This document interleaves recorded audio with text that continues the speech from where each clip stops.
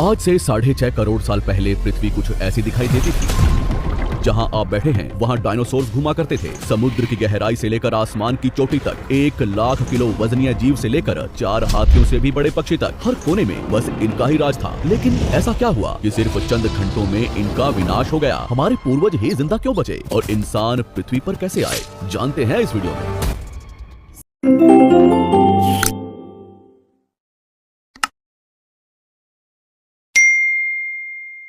समय में थोड़ा पीछे चलते हैं।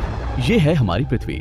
उस वक्त ऑक्सीजन ज्यादा होने की वजह से 30-35 महले की बिल्डिंग जितने ऊंचे पेड़ हर जगह दिखाई देते थे और इनमें रहते थे डायनासोर। ये है 8 मंजिला ऊंचा अर्जेंटोसोरस। एक दिन में ये कई जंगल चर जाते थे। उस वक्त पृथ्वी कुछ ऐसी दिखाई देती थी। ये है चूने के रेगिस्तान, जहाँ लाखों सालों से बरसात नहीं हुई। यहाँ भी इनका बोलबाला है। ये है हमारा भारत, जो एशिया की तरफ बढ़ रहा था। उस वक्त भारतीय जमीन लावा से भरी रहती थी और यहाँ पाए जाते थे राजासोरस। यहाँ का कुछ अलग ही मंजर है। 7 बस जितने लंबे जीव से लेकर इंसान जितने बड़े केकड़े तक। बाहर आकर देखो तो कई किलोमीटर लंबे अमेरिकी रेगिस्तान में पाए जाते थे टाइटेनोसोरस। 20 हाथियों जितना वजनीय,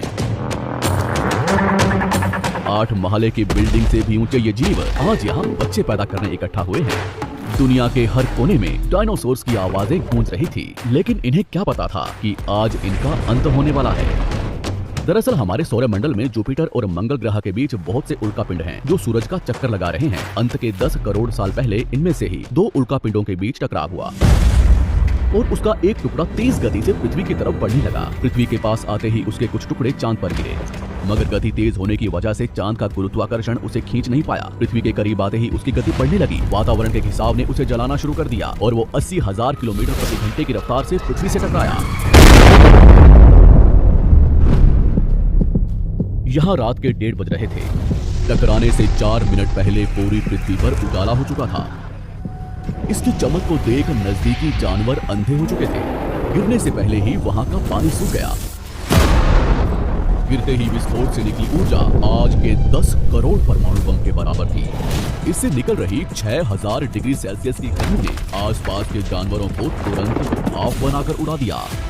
150 किलोमीटर के दायरे की जमीन अंतरिक्ष तक पहुंच गई और अब तक सिर्फ 5 सेकंड ही बीते हैं। इस विस्फोट से जन्मी झटके की लहर 550 किलोमीटर प्रति सेकंड की रफ्तार से आगे बढ़ी। इसने पत्थरों को गोले की रफ्तार से उड़ाना शुरू कर दिया।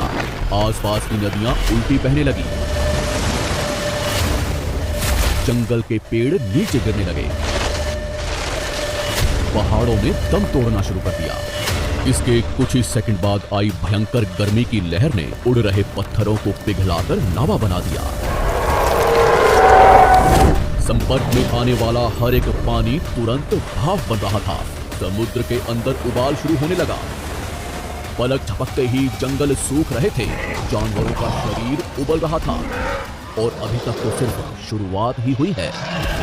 टकराव से हजारों टन मलबा अंतरिक्ष में पहुंचा था, जो गुरुत्वाकर्षण की वजह से पृथ्वी के चारों तरफ फैलकर पृथ्वी पर गिरने लगा।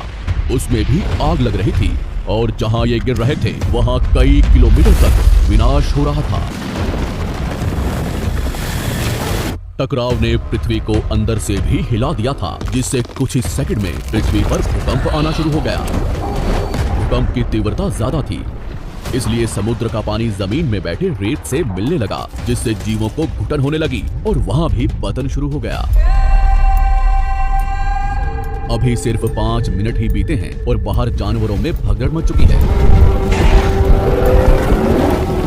घटनास्थल पर पैदा हुई गर्म धूल और मिट्टी तेजी से आगे बढ़ रही थी।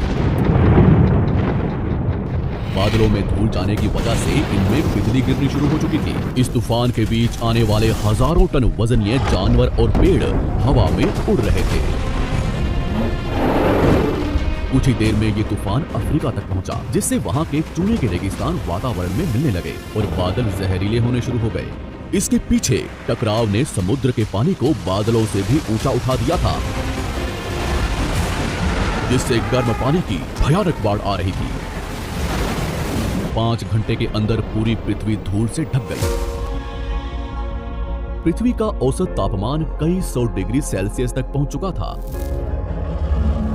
पूरी दुनिया के जंगलों में आग लगी हुई थी और भूकंप ने मरे हुए ज्वालामुखियों को उजागर कर दिया था। हर सेकंड पृथ्वी गर्म हो रही थी, ऑक्सीजन कम हो रहा था, पृथ्वी पर जमी बर्फ पिघल रही थी और नदियों में बाढ़ आना शुरू हो चुका था। इस महाविनाश के बाद ज्यादातर जमीन में रहने वाले कीड़े मकोड़े और स्तनधारी जीव ही जिंदा बचे थे। पृथ्वी की 70% आबादी विलुप्त हो चुकी थी। कुछ डायनासोर्स अभी भी जिंदा थे, जो या तो छोटे थे या उन्हें किसी गुफा ने बचा लिया था।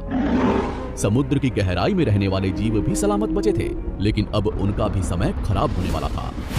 कुछ ही दिनों बाद जहरीले बादल पूरी दुनिया में बरसना शुरू हो गए। दिन ब दिन समुद्र जहरीला होने लगा, जिससे समुद्री जंगल भी मरना शुरू हो गए। धूल से ढकी ये पृथ्वी ठंडी पड़ रही थी और कुछ महीनों में पूरी पृथ्वी बर्फ से ढक गई। हमारे पूर्वजों को डायनासोर से डरकर, कुछ भी खाकर, कम ऑक्सीजन के बावजूद भी महीनों तक जमीन में रहने की आदत थी। जमीन के अंदर गर्माहट थी और अंदर छोटे जीवों का पूरा साम्राज्य।